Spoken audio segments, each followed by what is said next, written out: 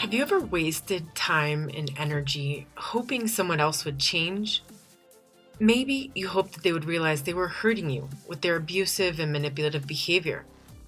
Maybe you hoped that they would stop treating you like an object. Maybe you felt a certain habit was disrespectful to you. Maybe you felt like you were more of an option than a priority in your partner's life. Or maybe it was simply that you thought that person was a great life partner, except there was one major point of incompatibility that you hoped they would change so you could be more compatible. Whatever the reason was, and whether the person was purposefully hurting you or not, the end result is the same.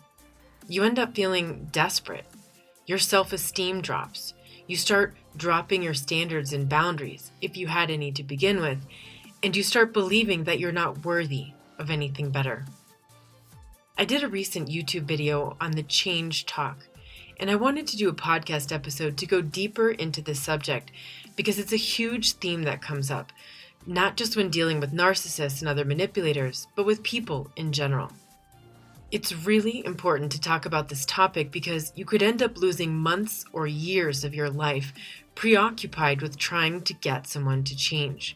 There is nothing more frustrating and disappointing.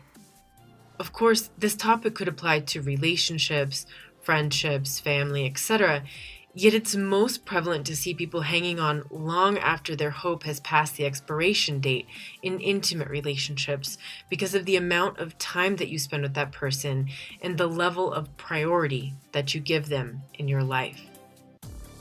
I'm Meredith Miller, and you're listening to the Inner Integration Podcast, where you can learn the mindsets and tools to self-heal after narcissistic abuse.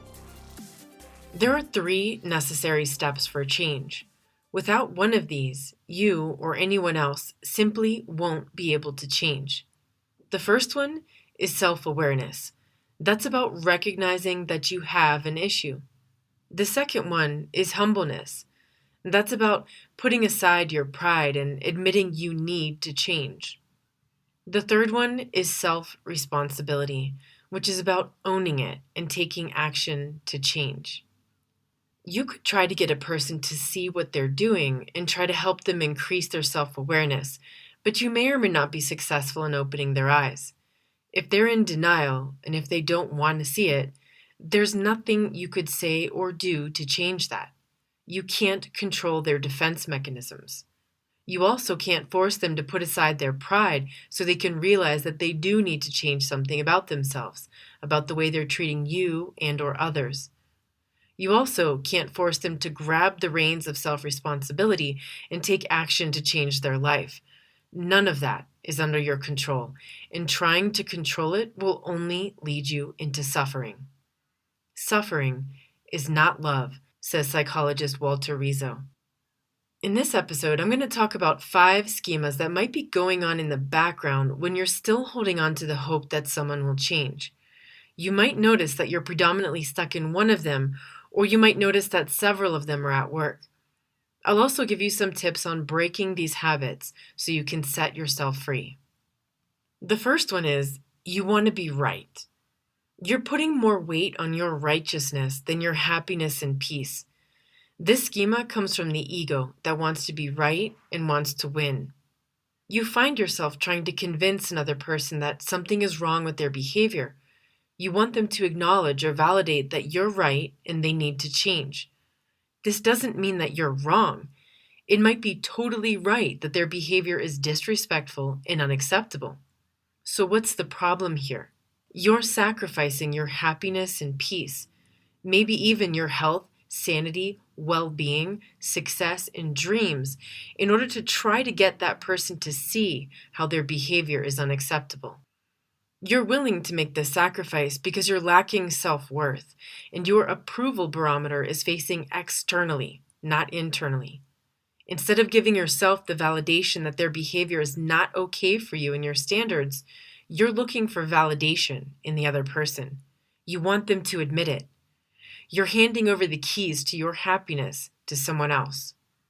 You're likely getting super frustrated with this process. That's causing stress on your autonomic nervous system, which will start manifesting as anxiety and digestive issues.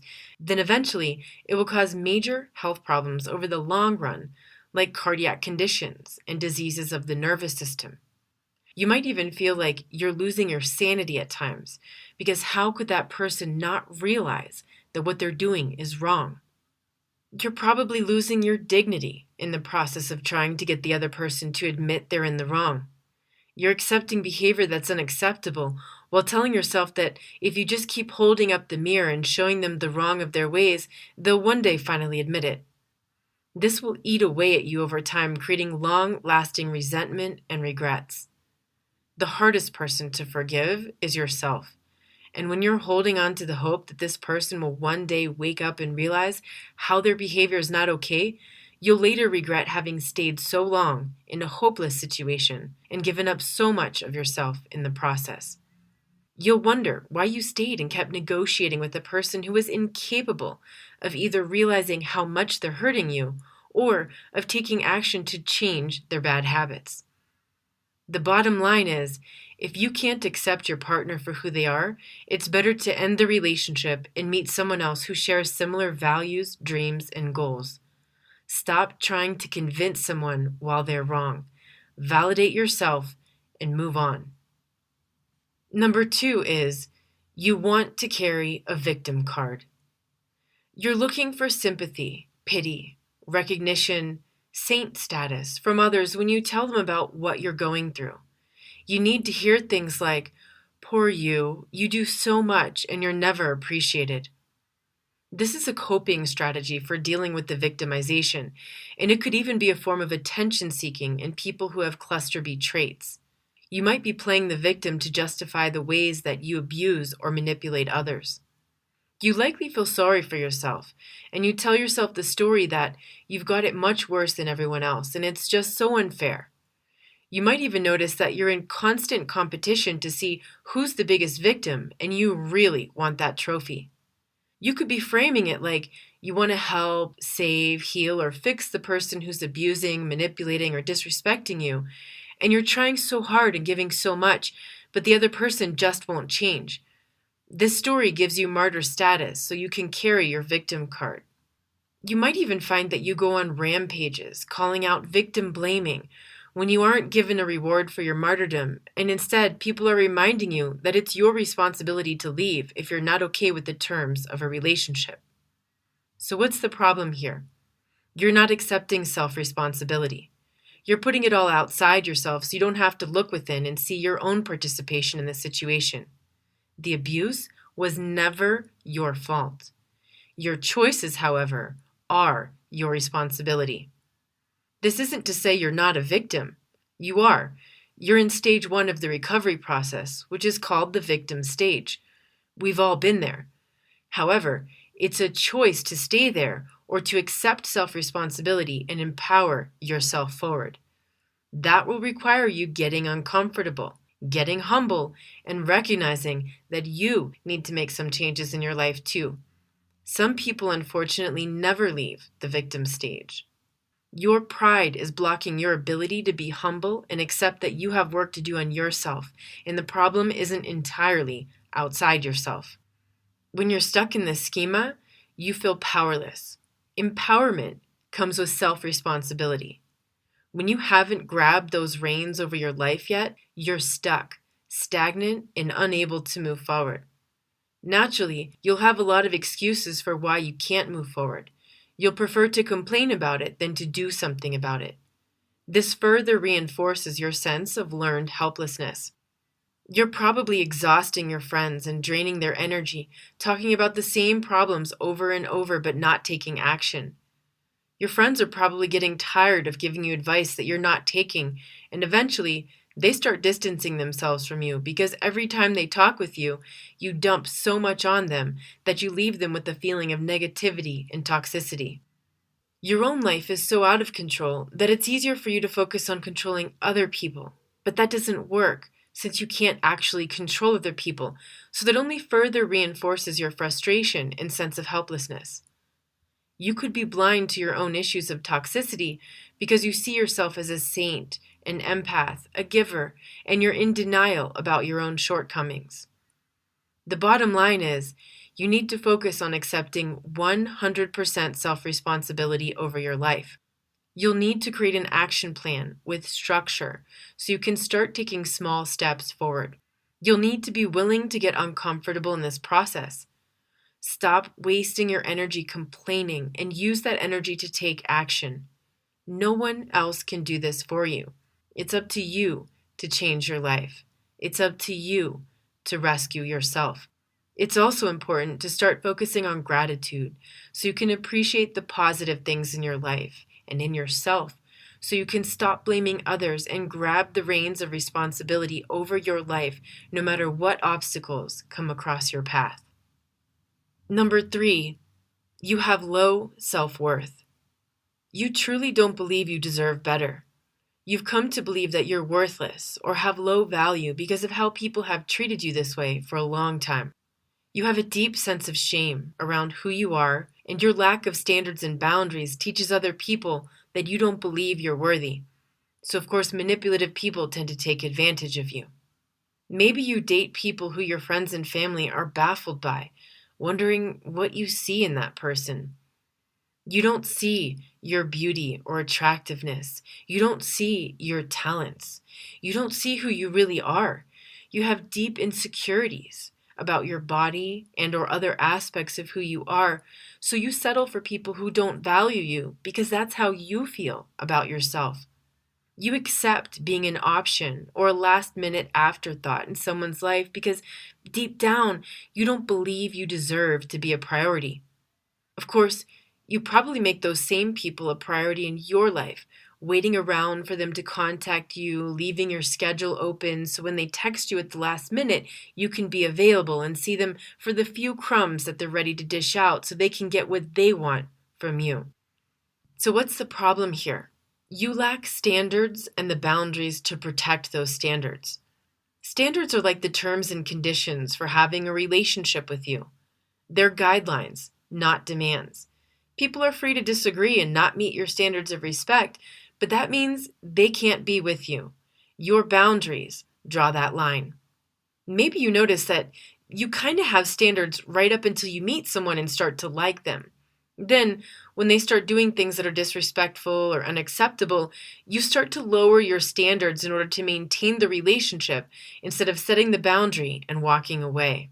In the process of compromising your standards and settling, you lower your own value and you compromise your dignity so that you can stay in connection with that person.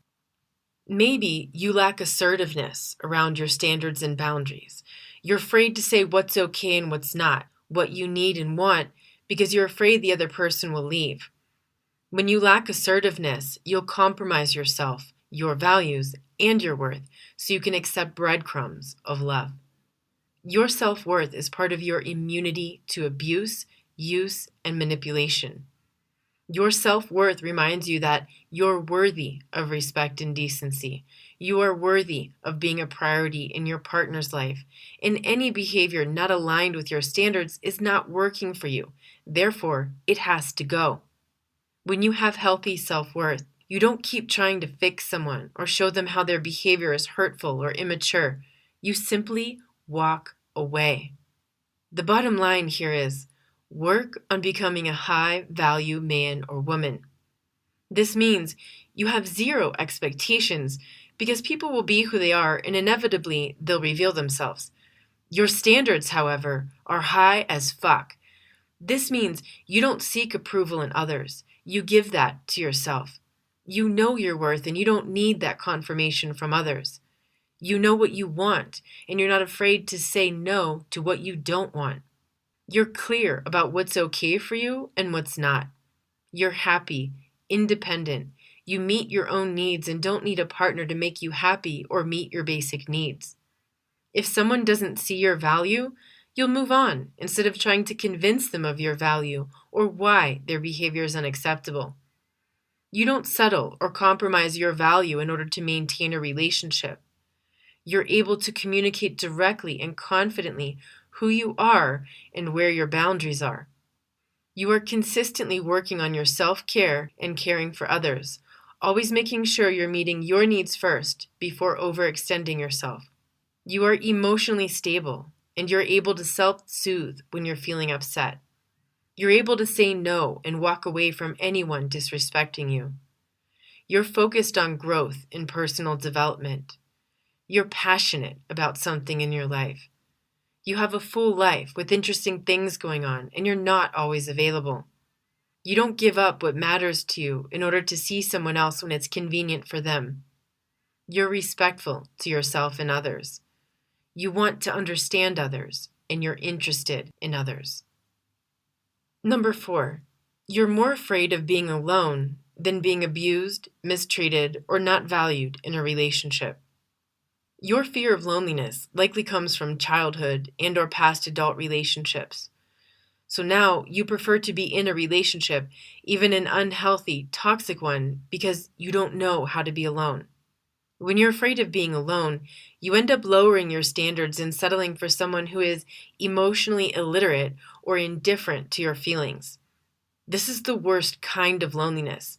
It's much worse than actually being alone, but your subconscious can't accept that yet, so you keep trying to connect with someone who's unavailable, either because they're incapable of emotional connection or they simply don't want to connect with you or care about your feelings.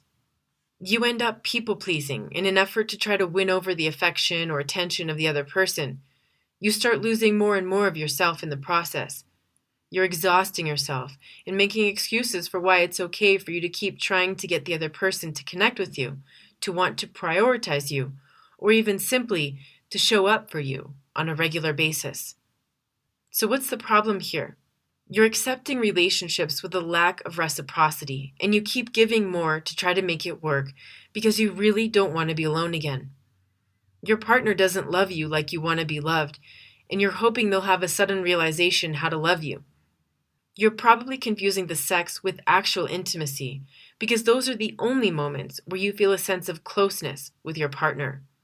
You might even be doing things sexually that you don't like in order to please your partner so they don't leave or cheat. You're terrified that your partner will leave you for someone else or hide another relationship behind your back.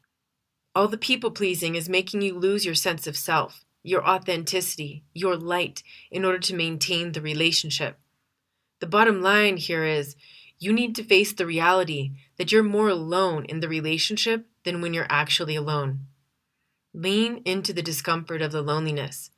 Take some time off from relationships and dating so you can feel it in order to heal it.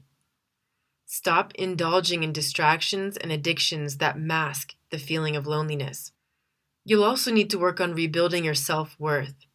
Start by identifying your values, what really matters to you in life and in relationships. Then, based on those values, you can create a set of standards and start setting and enforcing boundaries to protect your standards. Every time you do this, your self-worth grows. If you don't take time out alone to work on yourself and face the loneliness, you'll end up quickly in another relationship with someone who might make you at first feel very heard and seen, but eventually will make you feel more alone while with them than without.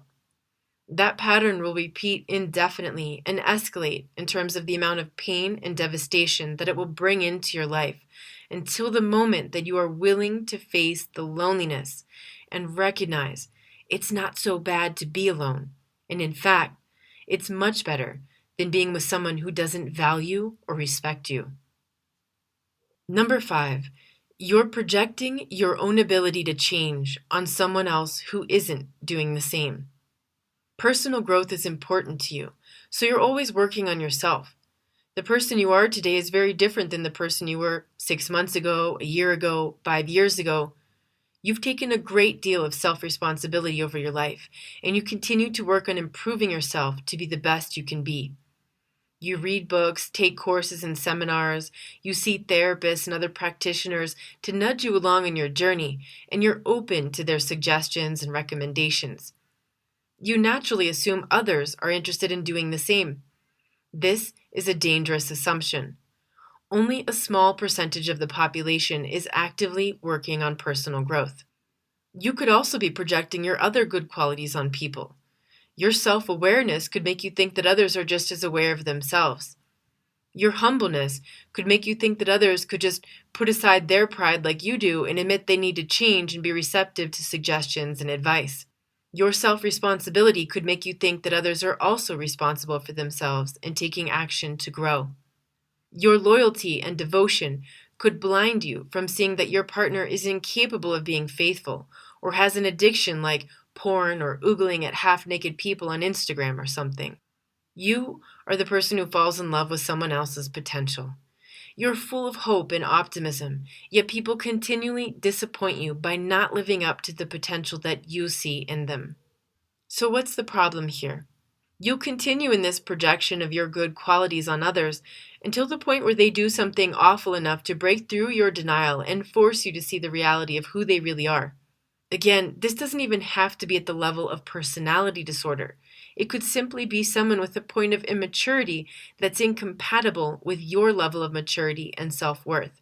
The bottom line is, stop projecting onto others and get curious instead about who they are. Observe the way people talk and act. Notice how they describe their life today compared to the past and where they see themselves in the near and distant future. Allow people to reveal themselves over time and believe them when they do. Stop looking for endless home improvement projects. Ask yourself, what could you be investing your time and energy in instead that's actually worth it? When you meet new people, ask them what they do for personal growth. Ask them what their goals and dreams are, where they see themselves 5 or 10 years from now. Stop dating people for their potential and only date people whose present reality you like. You might notice that you start off in one of these 5 schemas, and then as you're forced to confront reality, you shift into another one. So, like maybe you start projecting your good qualities on another person until one day they reveal who they are. Then maybe you shift into the fear of being alone, and so you settle for what's not okay for you, and you fall back into the people-pleasing tendencies. Or maybe you start to convince yourself that you're not worthy of someone who treats you with respect and care, so you compromise your standards and boundaries in order to continue the relationship, then lower your self-worth even more in the process. Remember, your love, help, reasoning, or suffering can't force someone else to change. Change comes from a drive within. Any change imposed by external factors will likely be short-lived. It may be hard to accept that it's disrespectful to try to change someone, but you're not a behavioral corrections facility, and you're not the karma police.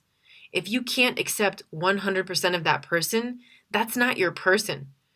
Stop trying to change them and create space in your life for someone that you don't need to change in order to have a relationship and your self-worth.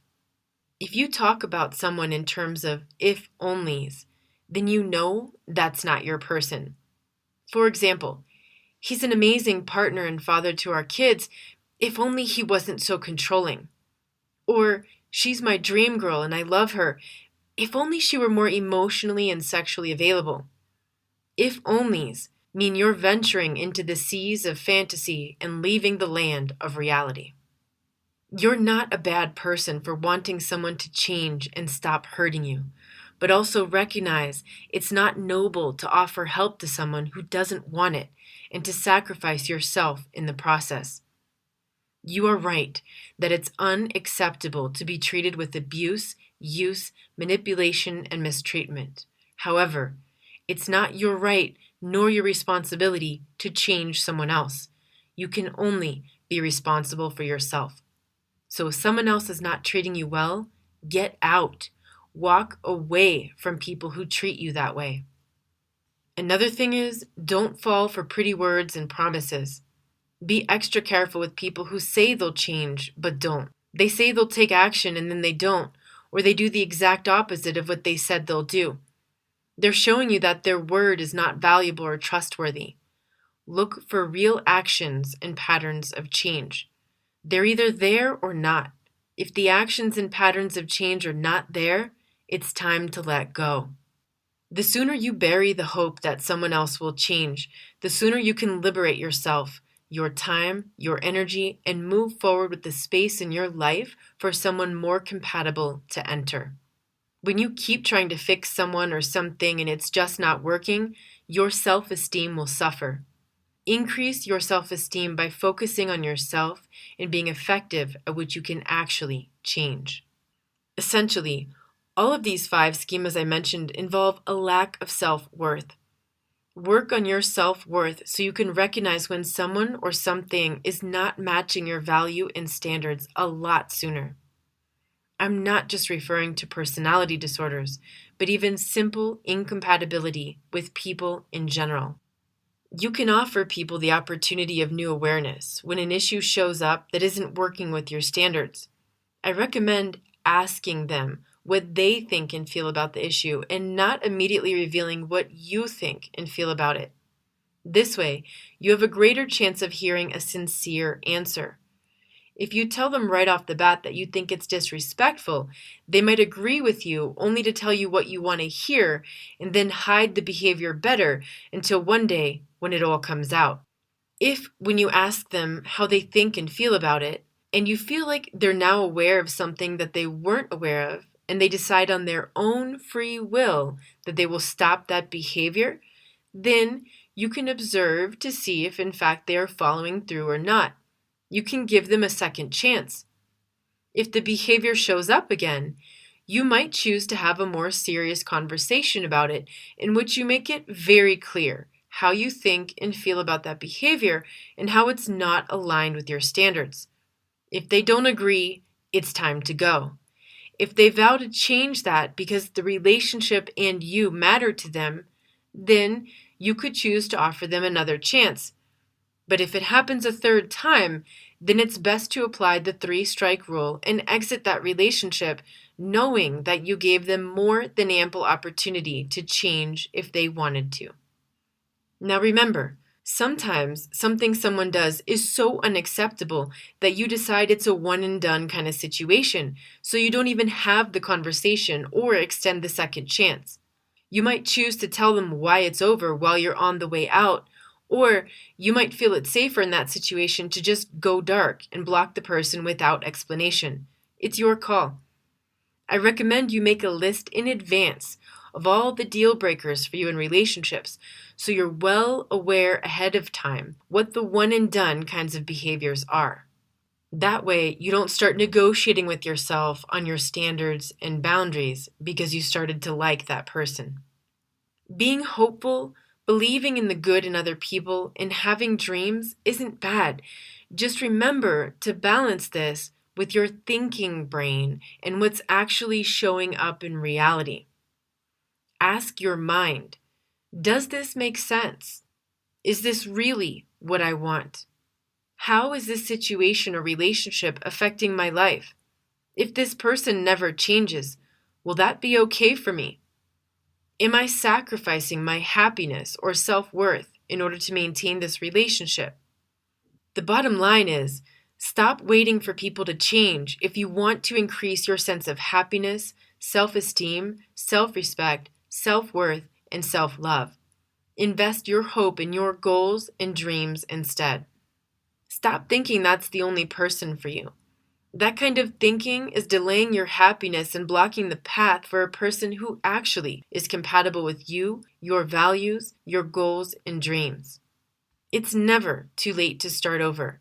Your mind just tries to talk you out of that because it's a lot more scary to face the unknown and a lot more of a drag to start over again.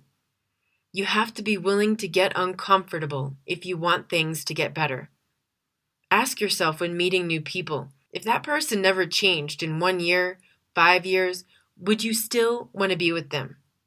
Remember, this doesn't just apply to people with personality disorders. All humans can change, but most choose not to. If you're actively working on personal growth and self-healing, then look for someone else who's growth-minded like yourself, someone who's self-aware, humble, and takes action, including responsibility over their own life. Self-responsibility is the new sexy in today's world where so many people are lacking that valuable quality. Keep in mind, when you have healthy self-worth and are actively focused on personal growth, the percentage of the dating pool that's compatible with you will be much, much smaller, and that's okay. Everything of true value is rare. Thank you so much for tuning into this episode of the Inner Integration Podcast. I hope you learned something today that helps you see from a new perspective so you can take new action and transform your life after narcissistic abuse. Remember, you are enough, you matter, and you got this. If you liked this episode and want to hear more, you can subscribe to get automatic updates on new podcast episodes as they're released. Visit us online at www.innerintegration.com, where you'll get a free 3-part video course when you enter your name and email on the homepage. Get loads of more free content to help you heal after narcissistic abuse on YouTube, Facebook, and Instagram. Big hug to you.